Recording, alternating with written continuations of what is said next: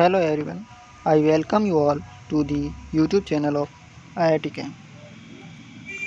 आज का जो हमारा क्वेश्चन है वो क्वेश्चन है the correct order of rate of solvolysis for the following compound.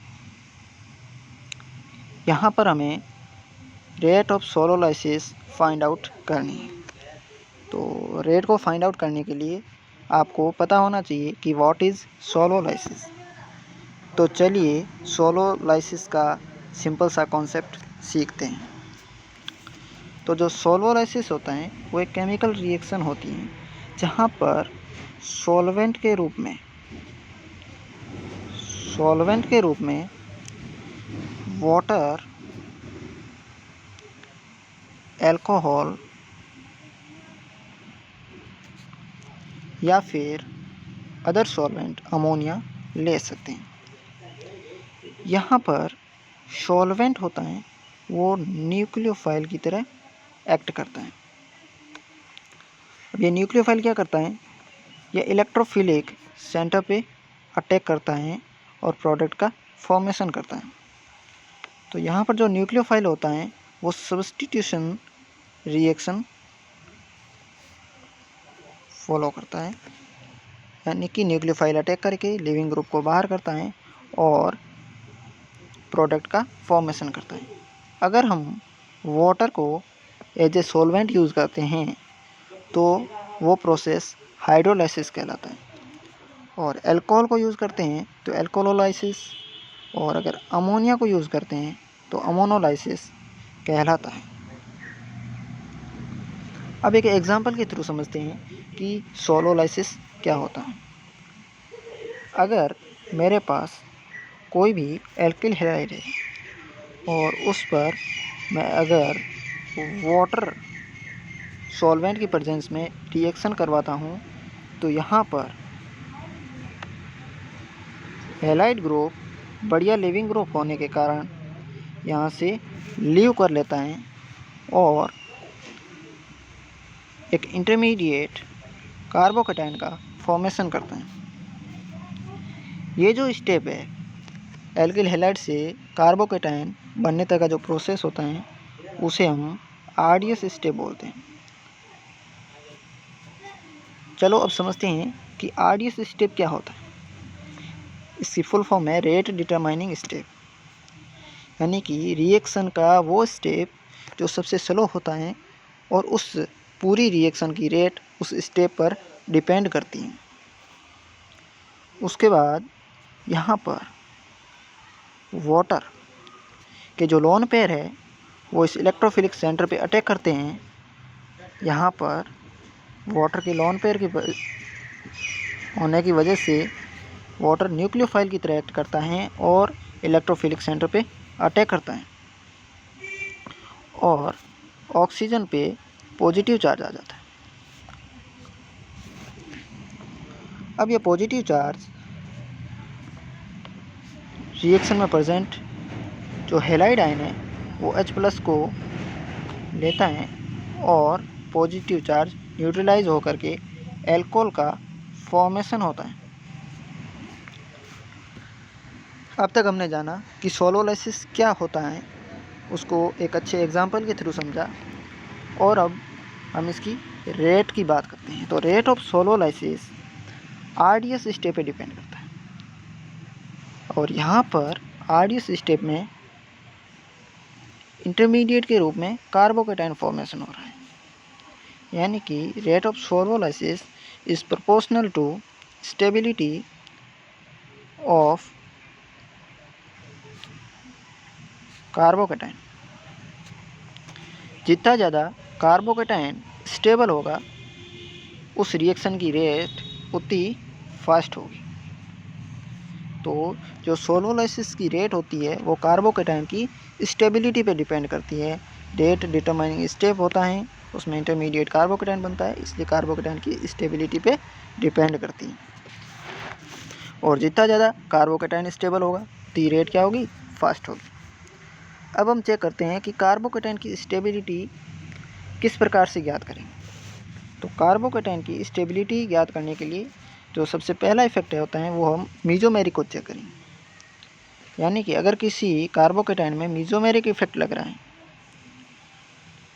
अगर मीजोमेरिक इफेक्ट लग रहा है तो उस कार्बोकेटाइन की स्टेबिलिटी ज़्यादा होती है किसके कंपैरिजन में, अदर कार्बोकेटाइन की प्रेजेंट में। क्यों? क्योंकि इसके लोन पेयर है वो इस कार्बोकेटाइन की जो इलेक्ट्रॉन डेफिशिएंसी है उसको न्यूट्रलाइज कर लेते हैं।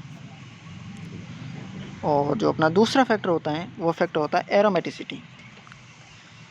एरोमेटिसिटी फैक्टर से कार्बोकेटाइन की स्टेबिलिटी डिसाइड होती है। जो कम कार्बोकेटाइन एरोमेटिक होता है उसकी स्टेबिलिटी नॉन एरोमेटिक से ज़्यादा होती है, और नॉन एरोमेटिक कार्बोकेटाइन की स्टेबिलिटी एंटी एरोमेटिक से ज़्यादा होती है। अब इस एरोमेटिसिटी के कॉन्सेप्ट को हम एक एग्जांपल के थ्रू समझते हैं। उस एग्जांपल में अगर मेरे पास मान लो ये कोई कंपाउंड है, इस पर मैं वाटर का अटैक करवाता हूँ, एक और कंपाउंड है इस पर मैं वाटर का अटैक करवाता हूँ, और एक और कंपाउंड लेते हैं, इन तीनों पर वाटर का अटैक करवाते हैं। तो देखते हैं प्रोडक्ट क्या बनता है। K1 K2 K3 इनकी रेट है। यहाँ पर जो मेरा कार्बोकेटाइन बनेगा वो ये बनेगा, और यहाँ पर जो कार्बोकेटाइन बनेगा वो मेरा ये बनेगा, और यहाँ पर कार्बोकेटाइन ये बनेगा। तो ये मेरा एंटी एरोमेटिक है और ये मेरा नॉन एरोमेटिक और ये एरोमेटिक कंपाउंड है। तो जो इसकी रेट होती है वो मैंने बोला एरोमेटिक कंपाउंड की सबसे ज़्यादा, फिर नॉन एरोमेटिक की, फिर एंटी एरोमेटिक की। यानी कि K3 की ज़्यादा होती है किससे, K2 से, और K2 की किससे ज़्यादा होती है, K1 से। अब तक हमने एरोमेटिसिटी के कॉन्सेप्ट को समझा। अब बात करते हैं रेजोनेंस की। अगर किसी मॉलिक्यूल में रेजोनेंस है तो उस कार्बोकेटाइन की स्टेबिलिटी अदर के कंपैरिजन में ज़्यादा होगी। किसी भी मॉलिक्यूल में अगर रेजोनेंस हो रहा है और दूसरे में रेजोनेंस नहीं हो रहा है तो जो रेजोनेंस हो रहा है वो कार्बोकेटाइन मोर स्टेबल होगा। थर्ड बात करते हैं हाइपर कॉन्जुगेशन की। हाइपर कॉन्जुगेशन में कार्बोकेटाइन के पास कितने ज़्यादा अल्फा हाइड्रोजन है, इससे कार्बोकेटाइन की स्टेबिलिटी डिसाइड होती है। अगर प्लस H लग रहा है तो स्टेबिलिटी क्या होगी, ज़्यादा होगी, और अगर माइनस H लग रहा है तो स्टेबिलिटी क्या होगी, डिक्रीज होगी। और इंडक्टिव इफेक्ट भी इसी प्रकार कार्बोकेटाइन की स्टेबिलिटी को डिसाइड करता है। अगर प्लस I लग रहा है तो स्टेबिलिटी इंक्रीज होगी, और अगर माइनस I लग रहा है तो स्टेबिलिटी डिक्रीज होगी। अब बात करते हैं क्वेश्चन की। क्वेश्चन में जो पहला कंपाउंड दे रखा है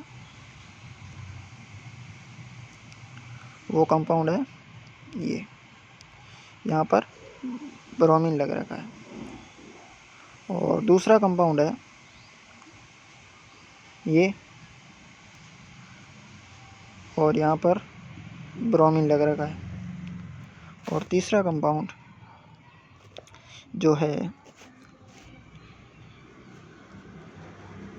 वो ये है कि 6 मेंबर रिंग है और ब्रोमीन लग रखा है, और यहाँ पर सॉल्वेंट के रूप में वाटर का यूज़ हो रहा है। तो अब जो प्रोडक्ट बनेगा यानी इंटरमीडिएट कार्बोकेटाइन का फॉर्मेशन होगा वो ये होगा, यहाँ पर इस कार्बोकेटाइन का फॉर्मेशन हो रहा है, और यहाँ पर इस कार्बोकेटाइन का फॉर्मेशन हो रहा है, और यहाँ पर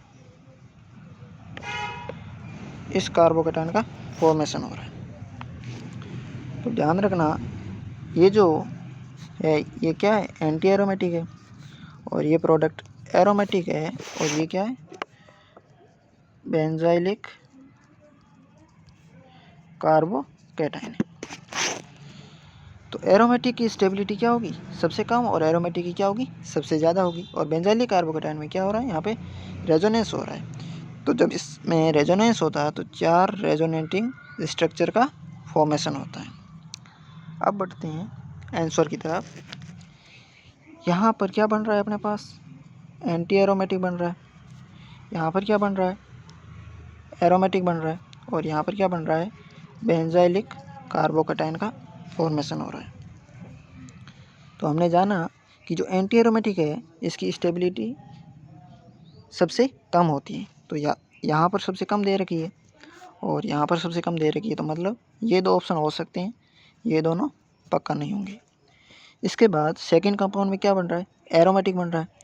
तो इसका मतलब सेकंड कंपाउंड की स्टेबिलिटी क्या होगी, सबसे ज़्यादा होगी, एरोमेटिक कंपाउंड सबसे ज़्यादा होगी। और मीजोमेरिक यहाँ पर कहीं पर भी लग नहीं रहा है, तो इसकी सबसे ज़्यादा दे रखी है और इसकी सेकंड नंबर पे दे रखी है। तो ये ऑप्शन अपना क्या हो जाएगा, राइट हो जाएगा। और बेंजाइलिक कार्बोकेटाइन है, इसमें क्या 4 रेजोनेटिंग स्ट्रक्चर बन रही है, तो एंटी एरोमेटिक से इसकी क्या होगी, रेट ज़्यादा होगी। Thank you.